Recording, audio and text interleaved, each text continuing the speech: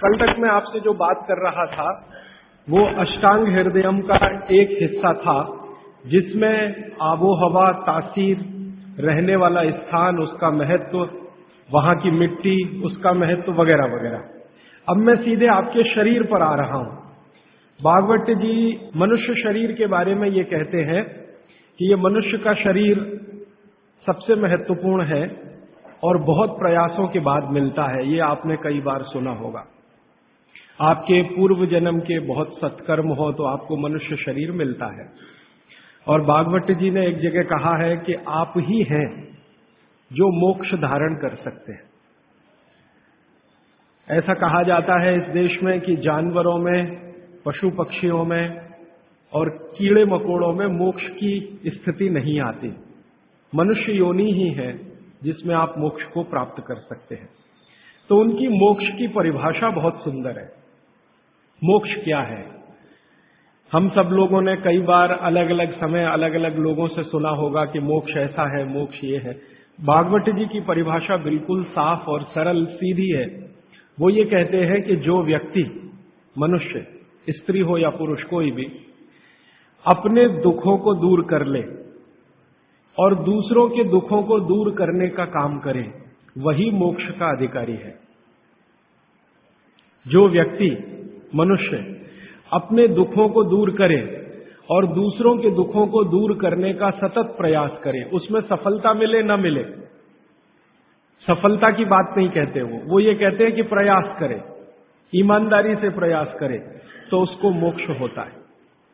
माने इस परिभाषा को अगर आप थोड़ा व्यापक करें, दुखों से मतलब क्या, तो भागवत जी कहते हैं कि 3 तरह के दुख सारी दुनिया में हैं। मनुष्य को भी है, हर एक को है। एक तो दैहिक दुख, शरीर का दुख, दैहिक दुख। दूसरा है दैविक दुख, भगवान का दिया हुआ कोई दुख जो आपके शरीर से अलग है। भगवान ने आपको कोई दुख दे दिया, अचानक से आप गरीब हो गए, या अचानक से आपके घर में कोई दुर्घटना हो गई, आग लग गई, धरती कंप आ गया, भूकंप आ गया, आपका घर टूट गया, सब कुछ तहस नहस हो गया, सुनामी आ गया, ये दैविक दुख। और तीसरा और आखिरी दुख है भौतिक दुख। भौतिक दुख में सबसे ज्यादा यही है, गरीबी, बेरोजगारी, भूखमरी। तो वो भागवत जी कहते हैं कि दैविक और भौतिक तीनों दुखों से जो व्यक्ति मुक्त हो और दूसरों को मुक्त करने का रात दिन प्रयास करे, वही मोक्ष का अधिकारी है। आगे के सूत्र में वो ये कहते हैं कि अगर आपने अपने जीवन के तीनों दुख दूर कर लिए और आप दूसरों के दुखों को दूर करने के लिए कुछ नहीं करते, तो माफ कीजिए, आप कभी भी मोक्ष के अधिकारी नहीं हो सकते। हमारे यहां बहुत सारे साधु संत हैं जो हिमालय में जाके तपस्या करते हैं। तो उनकी जो तपस्या है हिमालय की, वो अपने दुखों को दूर करने तक सीमित है। अगर वो वापस हिमालय से लौटकर समाज के दुख को दूर नहीं करेंगे तो किसी को भी मोक्ष नहीं होगा। भागवत जी कहते हैं कि कोई सदगृहस्थ व्यक्ति है, वो स्वामी नहीं है, महात्मा नहीं है, तपस्वी नहीं है, लेकिन अगर वो अपने दुखों से दूर करते हुए दूसरों के दुखों को दूर करने के काम में लगा हुआ है, तो वो कहते हैं कि वो तपस्या करने वाले से ज्यादा बेहतर है, भले ही वो सदगृहस्थ है।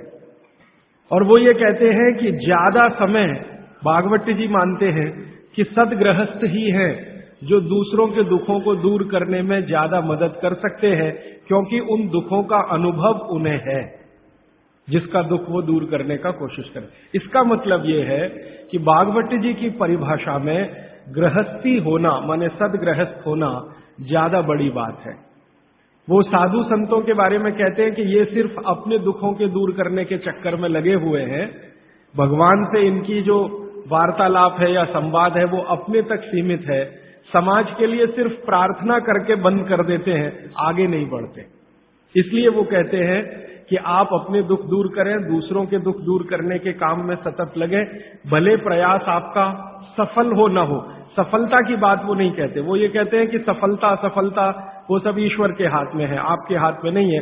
आप अगर प्रयास कर रहे हैं तो पक्का मानिए कि आपकी मोक्ष में जाने की तैयारी है। ये है उनका सूत्र। यहां से उनकी एक दूसरी यात्रा शुरू होती है। और इस यात्रा में वो ये कहते हैं कि सबसे बड़ा दुख है दैहिक दुख, शरीर का दुख, दूसरा है दैविक दुख, भगवान का, और तीसरा है भौतिक दुख। तो आपसे भौतिक दुख की बात करना मैं समझता हूं कोई जरूरी नहीं है, क्योंकि आप जिस वर्ग से आते हैं आपको भौतिक दुख तो मैं मानता हूं नहीं ही है, तो उस पर समय खराब करने से ज्यादा फायदा नहीं। आपसे जो सबसे ज्यादा मैं बात करूंगा, जिसकी जरूरत भी है आपको, वो दैहिक दुख के बारे में बात करूंगा। आपका शरीर का दुख दूर कैसे करें। तो भागवत जी का सूत्र है, वो ये कहते हैं कि शरीर दुख दूर करने के लिए सबसे महत्वपूर्ण है आपका पेट। ये जो पेट है, शरीर का मध्य भाग, वो ये कहते हैं कि शरीर का दुख दूर करने में सबसे बड़ी भूमिका इसकी है। अगर शरीर का पेट और बाकी अंगों के बारे में प्रतिशत के हिसाब से तुलना करें तो 90% दुख पेट से है, 10% दुख है जो पेट के बाहर से है। पेट के बाहर से माने घुटनों से हो सकता है, एड़ियों से हो सकता है, जंघाओं से हो सकता है, या हृदय स्थान से हो सकता है, मस्तिष्क से हो सकता है। इसको आज की भाषा में अगर मैं कहूं, 90% बीमारियां हमारे जीवन की पेट से जुड़ी हुई हैं, 90%। 10% बीमारियां हैं जो पेट के बाहर की हैं। उन 10% में हार्ट अटैक आ गया, उन 10% में पैरालिसिस आ गया, उन 10% में अर्धांग वायु, पैरालिसिस का ही दूसरा नाम है, वो आ गया, एपिलेप्सी आ गई, वगैरह वगैरह, मस्तिष्क की ढेरों बीमारियां। 10% में ही है बाकी। इस बात को फिर ध्यान दीजिए। पहली बात जो मैंने आपको पहले दिन कही थी कि जिंदगी की बीमारियों में 85% ऐसी हैं जिनको आप खुद ठीक कर सकते हैं, मात्र 15% है जिनमें विशेषज्ञ की जरूरत है। अब भागवत जी की दूसरी महत्व की बात हमेशा याद रखिए कि जितनी बीमारियां हैं उनमें 90% पेट से है, 10% पेट के बाहर से है। और उन 10% में एक्सीडेंट भी शामिल है, आपका ब्रेन हेमरेज भी शामिल है, पैरालिसिस भी शामिल है, हार्ट अटैक भी शामिल है, वगैरह वगैरह, बाकी सब पेट से है। तो भागवत जी कहते हैं कि पेट आपके जीवन का सबसे महत्वपूर्ण अंग है शरीर के लिए और आपको दुख से बचाने के लिए। तो वो कहते हैं कि सबसे ज्यादा ध्यान आपको आपके पेट का रखना है। तो पेट का ध्यान जिंदगी भर आप रखें, उसके लिए उन्होंने सूत्रों की एक श्रृंखला बनाई है। ये सूत्रों का पालन करें तो जीवन में पेट से होने वाला कोई दुख नहीं होगा, माने 90% बीमारियां नहीं होंगी। और ये 90% बीमारियों की संख्या अगर गिनूं तो 148 है। माने आज से मैं जो सूत्र बताने जा रहा हूं, इनका पालन अगर आप करेंगे तो आप अपने जीवन में 148 बीमारियों से हमेशा बचेंगे। और भागवत जी का ये कहना है कि बीमारियों से बचना बहुत महत्व का है बनिस्बत की बीमारियों का इलाज करना। तो अंग्रेजी में अक्सर आपने सुना है prevention is better than cure. तो आप अगर बीमारियों से बच रहे हैं तो वो कहते हैं कि ये सबसे महत्व का है। तो आप उनको आज के सूत्रों को थोड़ा ज्यादा ध्यान से सुने। वैसे तो आप सभी सूत्र ध्यान से सुन रहे हैं, लेकिन आज के जो सूत्र हैं वो जिंदगी का फंक्शनल हिस्सा है। आप जानते हैं कि कोई भी सिद्धांत होता है उसका एक हाइपोथेसिस होता है और उसका एक फंक्शनल पार्ट होता है। तो आज से जो शुरू हो रहा है वो फंक्शनल पार्ट है। इस फंक्शनल पार्ट में सबसे पहला सूत्र भागवत जी का, भागवत जी के लिए उनके 7000 सूत्र सभी महत्व के हैं, सभी महत्व के। उन 7000 में से मैंने कुछ चुनकर निकाले हैं जो मुझे लगता है 2007 के हिसाब से बहुत महत्व के हैं। हो सकता है 3500 साल पहले कोई सूत्र बहुत महत्व के हों और अब 2007 में हमारी जीवन शैली के हिसाब से वो उतने महत्व के ना हो, क्योंकि भागवत जी ने जिस जीवन शैली में रहते हुए वो सूत्र लिखे हैं वो ऋषि मुनियों की जीवन शैली है। आपकी जीवन शैली और ऋषि मुनियों की जीवन शैली में थोड़ा अंतर है। तो आपकी जीवन शैली के हिसाब से मैंने जो सूत्र निकाले और जिनको मैं महत्व का क्रम देता हूं, उसमें सबसे पहला सूत्र, संस्कृत में वो कहते हैं कि पेट जिंदगी भर आपका अच्छा रहे, दुरुस्त रहे। इसका मतलब यह है कि आप जो कुछ भी खा रहे हैं उसका ठीक से आप पाचन करते रहे। वो कई बार ये लिखते हैं अपने सूत्रों में कि खाना महत्व का नहीं है, खाने को पचाना महत्व का है। आपने खाने को खाया, ये इतना महत्व नहीं है। जिसको आपने खाया उसको पचाया, ये ज्यादा महत्व का है। क्योंकि भोजन पचेगा तो रस बनेगा, उसी रस में से मांस, मज्जा, रक्त, मल, मूत्र, वीर्य, मेद, ये सब बनेगा, अस्थियां बनेंगी, और वही आपके शरीर के लिए आगे जीवन में काम आएंगी। तो खाया वो महत्व का, उससे भी ज्यादा महत्व का खाया हुआ पचाया। तो वो कहते हैं कि पेट हमेशा दुरुस्त रहे, माने पाचन क्रिया आपकी हमेशा अच्छे से चलती रहे। इसके लिए पहला सूत्र उन्होंने लिखा, भोजनांते विषम वारी। ये पहला सूत्र मेरे हिसाब से, उनके हिसाब से नहीं, मेरे हिसाब से पहला सूत्र भोजनांते विषम वारी। इसका सीधा सा अर्थ है, भोजन के अंत में पानी पीना विष पीने के बराबर है। सूत्र ये है, भोजन अंते, भोजनांते, आप जानते हैं संस्कृत में मिला के कहने की परंपरा है। भोजन अंते माने भोजन के अंत में, भोजनांते विषम वारी। विष समझते हैं आप, जहर, जहर जैसा क्या है? पानी। भोजन के अंत में पानी जहर के जैसा है, विष के जैसा है। ये सूत्र है। अब इसको थोड़ा व्याख्यायित करता हूं ताकि समझ में आए। भोजन के अंत में पानी विष के जैसा है, ये बात वो कह रहे हैं। इसको समझना चाहिए कि क्या कह रहे हैं। सूत्र उतना ही है, समझने के लिए मैं आपको बहुत उदाहरण दूंगा ताकि आप जल्दी पता कर पाएं। भागवत जी ने एक सूत्र में ये कहा है कि हमारा जो शरीर है, इसका जो मुख्य स्थान पेट है, इसमें एक स्थान होता है पेट के अंदर, नाभि, लेफ्ट साइड में, नाभि से थोड़ा ऊपर जहां मेरा हाथ रखा हुआ है, इस स्थान को कहते हैं जठर। संस्कृत में कहते हैं जठर, हिंदी में कहते हैं आमाशय। जठर, आमाशय, अंग्रेजी में चाहे तो एपिगैस्ट्रिकम। तो ये जो जठर स्थान है, भागवत जी कहते हैं कि इसमें अग्नि प्रदीप्त होती है, उसी को कहते हैं जठराग्नि। जठर अग्नि, जठराग्नि। तो वो कहते हैं कि जो आपका जठर स्थान है, इसमें अग्नि प्रदीप्त होती है, और भोजन जो कुछ भी आप करते हैं वो पहले जठर में ही जाता है, आमाशय में इकट्ठा होता है, वहां अग्नि प्रदीप्त होती है। वो अग्नि भोजन का पाचन करती है। ये है महत्व की बात। अब अग्नि प्रदीप्त हुई, आपने भोजन किया, अग्नि प्रदीप्त हुई। और भागवत जी इसके लिए एक सुंदर श्लोक लिखा है, लंबा है लेकिन हिंदी में बताता हूं। वो ये कहते हैं कि खाते ही अग्नि प्रदीप्त होती है, ऐसे ही जैसे आप बिजली के स्विच को ऑन करते ही लाइट जलती है। ये ऑटोमेटिक है, अपने आप होती है। आपने रोटी का पहला टुकड़ा मुंह में डाला और जैसे ही टुकड़े को चबाना शुरू किया, लार बनना शुरू हुआ, तुरंत अग्नि प्रदीप्त हो जाती, पहले ही टुकड़े में। तो ये अग्नि प्रदीप्त हुई। अब आप जो भोजन कर रहे हैं, ये इस अग्नि के प्रभाव में पचेगा। तो भोजन के पचने की क्रिया में पहले भोजन रस में बदलेगा। पहले पेस्ट बनेगा, जैसे टूथपेस्ट की कंडीशन होती है वैसा बनेगा, लुगदी जैसा। फिर उसमें से रस बनेगा, फिर रस में से सब कुछ बनेगा। तो वो कहते हैं कि आपने जैसे ही भोजन किया, अग्नि प्रदीप्त हुई। अब ये अग्नि भोजन को पचा रही है, और आपने भोजन पूरा करते ही पानी पी लिया, गट गट गट गट गट गट। तो क्या हुआ? अग्नि शांत हो जाएगी।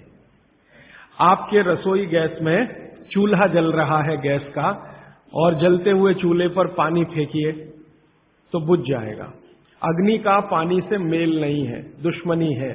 तो आपके पेट में खाना खाते ही अग्नि जल रही है। अब आपने पीछे से गिलास 2 गिलास पानी पी लिया। कोई कोई लोग तो लोटा भर के पी लेते हैं, कई लोग तो भोजन से ज्यादा पानी पी लेते हैं। तो ये जो पानी गया, इसने अग्नि को शांत कर दिया। अब अग्नि शांत हो गई तो फिर भागवत जी कहते हैं भोजन पचेगा नहीं, वो सड़ेगा। अब उन्होंने 20 सूत्र लिखे हैं कि भोजन पचेगा तो क्या होगा और भोजन सड़ेगा तो क्या होगा। मैं सड़ने वाले हिस्से की बात कर लेता हूं। वो कहते हैं कि भोजन अगर सड़ना शुरू हुआ तो सबसे पहले गैस बनेगी, वायु बनेगी, वायु। और ये वायु आपकी जिंदगी हराम कर देगी। और ये वायु की तीव्रता जब बढ़ेगी तो गले में जलन होगी, छाती में जलन होगी, पेट में जलन होगी। फिर और ज्यादा तीव्र अगर ये हो गई वायु तो ये शरीर में जाएगी, घूमेगी, क्योंकि वायु को पकड़ना मुश्किल है, जहां स्थान मिलता है वहीं जाती है। तो ये वायु पूरे शरीर में घूमेगी तो सिर घूमेगा, आपको चक्कर आएंगे, सिर में दर्द होगा, पीठ में भी दर्द हो सकता है, हृदय स्थान पे भयंकर दर्द हो सकता है।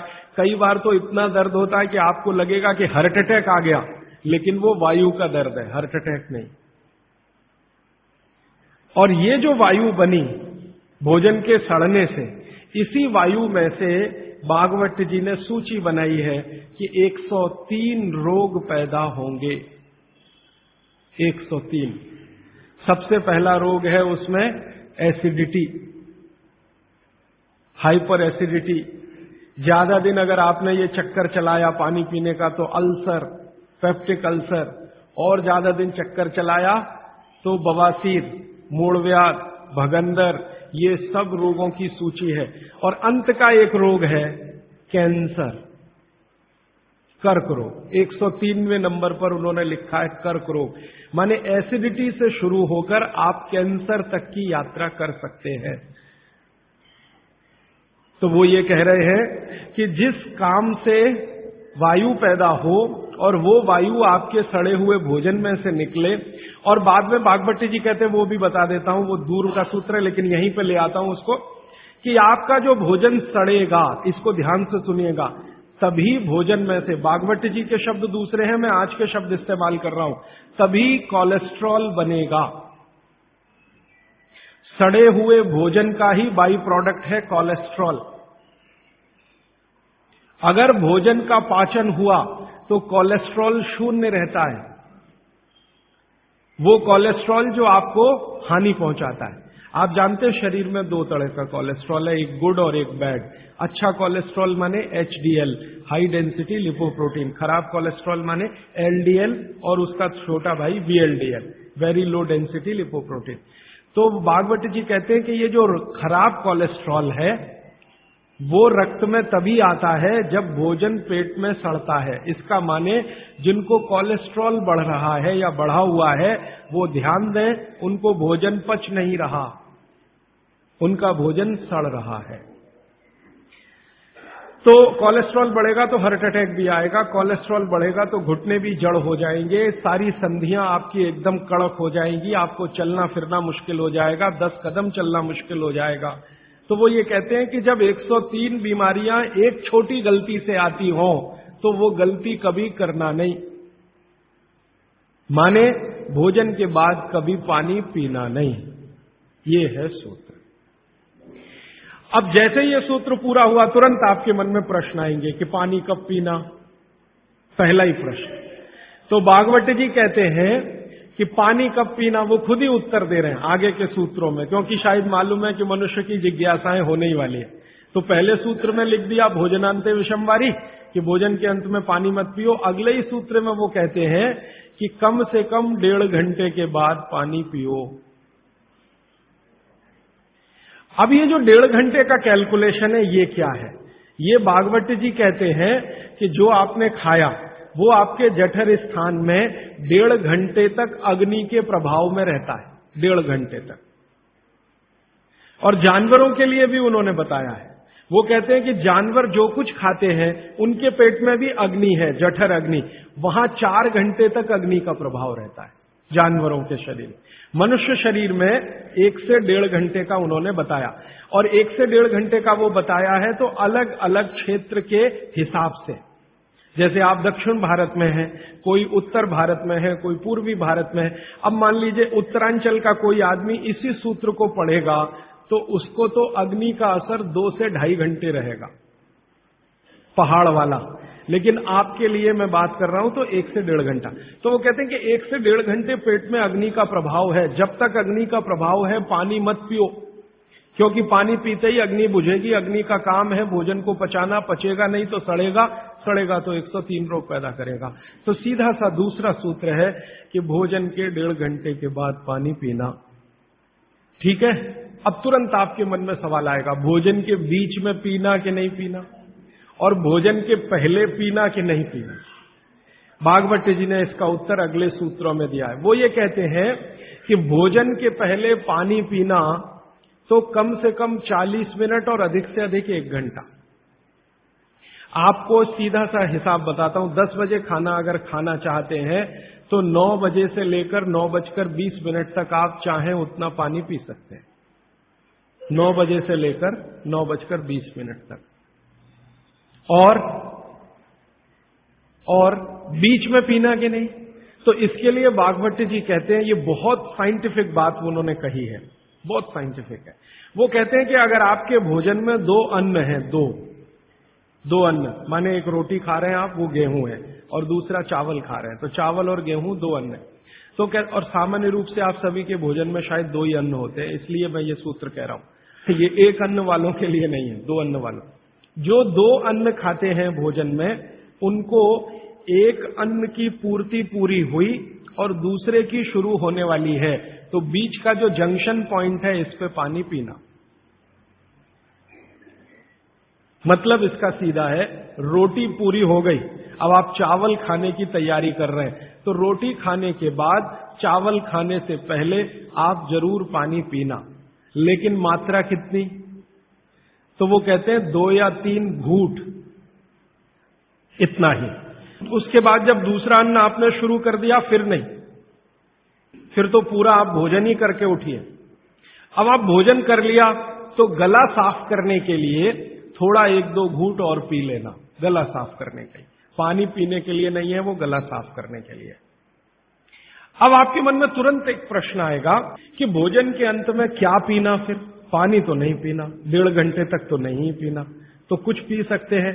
तो भागवत जी ने 3 चीजें बताई हैं, उसके लिए पूरा सूत्र लिखा है कि भोजन के अंत में सबसे अच्छी चीज जो पीने के लिए है वो है छाछ, वो है मट्ठा, दही का तक्रम। जो शब्द उन्होंने इस्तेमाल किया वो तक्रम, तक्रम माने यही है लगभग छाछ मट्ठा के आसपास की चीज, तक्रम। वैसे तक्रम की उन्होंने परिभाषा दी है कि दही को खूब अच्छे से मथने के बाद उसका मक्खन जो निकल गया, तो मक्खन निकालकर जो बचा वो तक्रम। मक्खन रह गया तो वो लस्सी, लस्सी पीने के लिए नहीं कह रहे, तक्रम की बात है। तो आप भोजन के बाद जो सबसे अच्छी चीज पी सकते हैं वो है छाछ, वो है मट्ठा। मट्ठा शब्द एकदम अच्छा है, हिंदी का शब्द है, शायद आप सब समझते हैं। गुजराती हैं तो छाछ आप अच्छे से समझते हैं। तो छाछ पिए हैं या मट्ठा पिए, ये सबसे अच्छी चीज। दूसरी सबसे अच्छी चीज उन्होंने बताई है वो है दूध, दूध दूसरी सबसे अच्छी चीज। और तीसरी सबसे अच्छी चीज बताई है फल का रस, कोई भी फल का रस, लेकिन वो कह रहे हैं मौसमी फल का रस, जिस मौसम में जो फल आता है उसका रस, माने मौसम के विरुद्ध के फल नहीं। आज का मौसम आम का नहीं है तो आम का रस अभी पिए तो नहीं चलेगा। आज का मौसम गन्ने के रस का है तो गन्ने का रस ही पिए। थोड़े दिन के बाद संतरे के रस का मौसम आ जाएगा तो संतरे के रस का। भागवत जी कहते हैं कि जो चीज प्रकृति ने जिस समय में प्रचुर मात्रा में उपलब्ध कराई हो उसका रस। तो आप ये कहें कि कोल्ड स्टोरेज से लाया हुआ संतरा और उसका रस निकाला या मौसमी का रस, ये सर्वनाश करेगा, सत्यानाश नहीं, सर्वनाश करेगा। वो ये कहते हैं कि भगवान ने और प्रकृति ने आपके शरीर के हिसाब से सारी चीजों को सेट किया है, और वो कहते हैं कि भगवान ने इस प्रकृति को बनाया है तो बहुत ही सोच समझकर बनाया, एक एक माइक्रो कैलकुलेशन उसने किए, तब आपको ये प्रकृति के साथ उसने रखा है। तो प्रकृति में जब जो चीज बहुत मात्रा में हो उसी का रस, जैसे अभी टमाटर का सीजन है तो आप भोजन के बाद टमाटर का रस पी सकते हैं भरपेट। इस समय गन्ने के रस का सीजन है तो भोजन के बाद आप गन्ने का रस भरपेट पी सकते हैं। जो भी अभी थोड़े दिन में अंगूर का सीजन आ जाएगा तो भोजन के बाद अंगूर का रस पी सकते हैं, संतरे का, जब जब जो सीजन आए वो ध्यान रखना है। अब इसमें आगे एक सूत्र है वो बहुत महत्व का है। भागवत जी कहते हैं मट्ठा या छाछ कब पीना, दूध कब पीना, रस कब पीना। तो उसके लिए उन्होंने बहुत स्पष्ट और बहुत जोर देकर ये कहा है कि मट्ठा हमेशा दोपहर के भोजन के बाद ही पीना, सामान्य लोगों के लिए। असामान्य लोगों के लिए बाद में बताऊंगा। जो सामान्य लोग हैं आपके मेरे जैसे, मट्ठा हमेशा दोपहर के भोजन के बाद ही पीना। और दूध हमेशा रात के भोजन के बाद ही पीना। दूध माने शाम को 6-7 बजे के भोजन के बाद ही पीना। और जूस हमेशा सुबह के भोजन के बाद ही पीना। सुबह का भोजन माने नाश्ता। भागवत जी ने नाश्ता शब्द कहीं नहीं इस्तेमाल किया है, सुबह का भोजन। आप उसको नाश्ता कैसे? तो सुबह के भोजन के बाद जूस, दोपहर के भोजन के बाद मट्ठा और रात के भोजन के बाद दूध। और वो ये कहते हैं आगे के सूत्र में कि इनका क्रम उल्टा सीधा मत करना कभी। माने सुबह के भोजन के बाद दूध पी लिया, रात के भोजन में जूस पी लिया या मट्ठा पी लिया। वो कहते हैं ये उल्टा क्रम आप मत करना। क्यों नहीं करना? तो आगे वो एक्सप्लेनेशन देते हैं, वो ये है बहुत महत्व का कि हमारे शरीर को मट्ठे का पाचन होने के लिए जो रस की जरूरत होती है, रस माने एंजाइम, जो एंजाइम या रस की जरूरत होती है वो दोपहर को ही होते हैं पेट में। इसी तरह हमारे शरीर में दूध का पाचन होने के लिए जो रस की जरूरत पड़ती है या एंजाइम की जरूरत पड़ती है वो सूर्यास्त के बाद ही होते हैं, या सूर्यास्त के समय ही उनकी उत्पत्ति शुरू होती है। और जो रस और एंजाइम की जरूरत जूस पचाने के लिए है वो सुबह ही होते हैं। इसलिए आप नियम बना लो, ब्रेकफास्ट में जूस, लंच में मट्ठा छाछ और डिनर में दूध। बच्चों को भी यही नियम, बड़ों को भी यही नियम।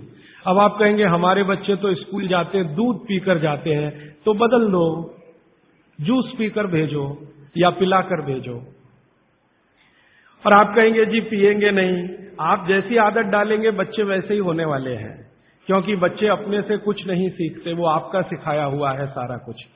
तो अब तक आपने बच्चों को दूध पीने की आदत डाली है, आज से माफी मांग लो कि गलती हो गई हमसे। अब हम आपको चाहते हैं कि आप जूस पी के जाओ। क्यों जाओ? तो उनको ये बात समझाओ, शायद समझ जाए, वो भी समझ जाएंगे तो उनकी भी जिंदगी में ये परमानेंट हो जाएगा। सुबह के नाश्ते के बाद जूस पीना, दोपहर के भोजन के बाद मट्ठा, रात के भोजन के बाद दूध। ये सूत्र है।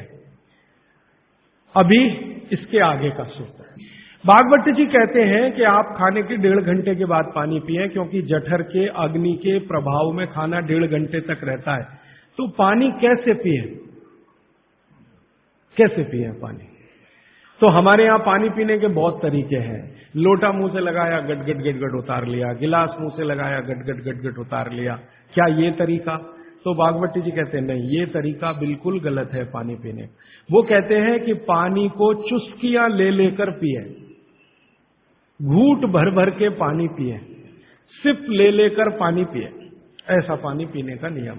जैसे आप गर्म दूध पीते हैं ना, भागवत जी बिल्कुल उसके समकक्ष रखते हैं कि गर्म दूध आप जैसे पीते हैं एक एक सिप या चुस्की लेकर घूंट भर के, ऐसे ही पानी पिए। अब ये क्यों? ये समझ लें। आप एक साथ पूरा पानी उतारें गले के नीचे और एक एक घूंट पानी उतारें गले के नीचे, दोनों में जमीन आसमान का अंतर है। क्या अंतर है? मैं आपको एक महत्व की बात समझाना चाहता हूं, ये जीवन भर याद रहे तो बहुत अच्छा। हमारे पेट में भोजन को पचाने के लिए अग्नि होती है और इस अग्नि को तीव्र करने के लिए अम्ल होता है, अम्ल, एसिड। आप जानते हैं पेट में अम्ल बनता है, प्राकृतिक रूप से बनता है।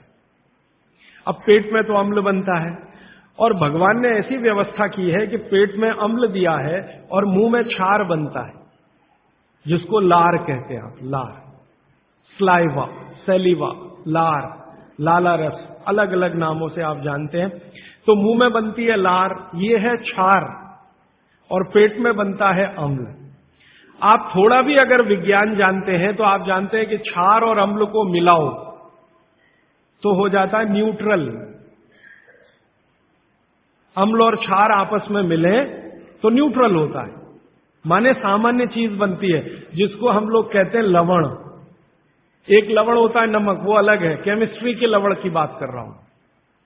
तो अम्ल और क्षार आपस में मिलते रहे तो न्यूट्रल होते हैं। अम्ल का मतलब है जिसका पीएच 7 से कम है, और क्षार का मतलब है जिसका पीएच 7 के आगे है, और न्यूट्रल का मतलब जिसका पीएच 7 है। ये जो पानी है ना, पानी, ये ना अम्ल है ना क्षार है, ये न्यूट्रल है।